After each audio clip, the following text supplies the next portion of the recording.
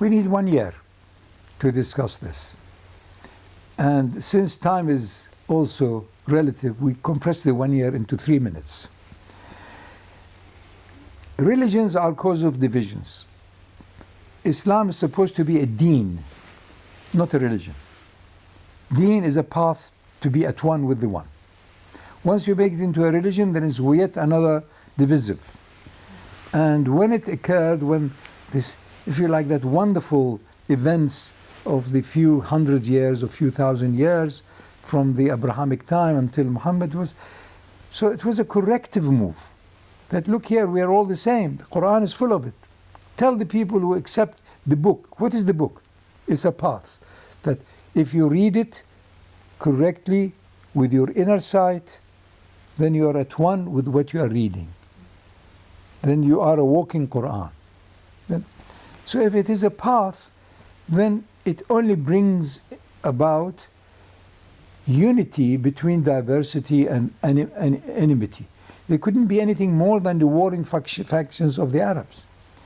Their industry was raiding each other. So suddenly find these people who are raiding each other, they are fighting together as one hand. Because the self gave up, because it was touched by the nur of the soul. So they give up the lower, which is dunya, power, love of, status, which they immediately reverted to, because it's the lower nature, the animal nature that always, in a sense, tends to take over if you identify yourself with the so-called self. So you'll be overruled. But if you identify yourself with the one and only soul, with Allah, with truth, then you lose yourself. Then you become one hand, like whatever. So like all religions, they bring about division. The initial, if you like, starting point or the spark was declaring of unity beyond space and time.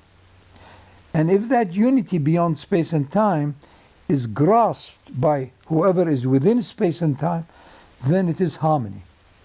It is peace, not war. War and peace are inseparable. So if you make war against your own lower self, then you may begin the process of being at peace with your higher self. Inseparability of the yin and the yang. War and peace. Make war against your own divisiveness, your lower nature, and you are the beginning of the ladder of peace with your own spirit or soul. It's the nature of that reality. And that is why many of the prophets were let down.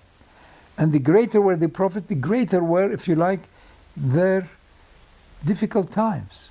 So was that with Muhammad, you see, and with everybody else. Same thing with you also as a teacher.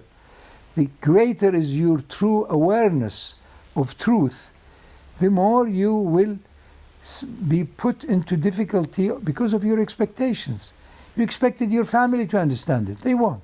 You expect your son, they won't. So don't blame them, blame expectations.